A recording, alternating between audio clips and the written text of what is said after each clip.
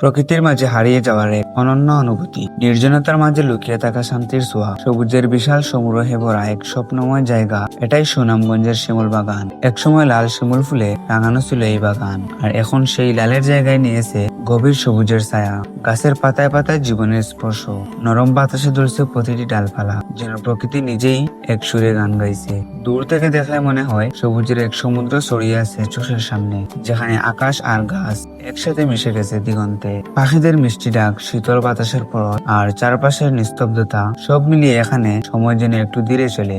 এই বাগানের প্রতিটি পথ যেন এক একটা গল্প বলে। হেঁটে যেতে যেতে মনে হয় এই পথের শেষ কোথায়, আর সামনে কি নতুন সৌন্দর্য অপেক্ষা করছে। সুনামগঞ্জের রাস্তাগুলো সত্যিই অসাধারণ, পরিষ্কার, শান্ত আর সবুজে ঘেরা। রাস্তার দুই পাশের গাছের সারি, মাঝে মাঝে হালকা বাতাস এসে শুয়ে যায়, যেন পুরো যাত্রাটাই হয়ে ওঠে এক আনন্দময় অভিজ্ঞতা। আসসালামু আলাইকুম ভিউয়ার, সবাইকে আমার নতুন ভিডিওতে স্বাগত। আশা করি সবাই ভালো আছেন। আজকে আমি আপনাদের নিয়ে এসেছি সুনামগঞ্জের বিখ্যাত শিমুল বাগান। যদিও এখন শিমুল ফুলের মৌসুম নেই, ফুলগুলো এখন সবুজ হয়ে আছে, তারপরও জায়গার সৌন্দর্য কিন্তু একটুও কমেনি, বরং এই সবুজ পরিবেশের জায়গাটা আরো বেশ শান্ত আর চোখের জন্য আরামদায়ক লাগছে।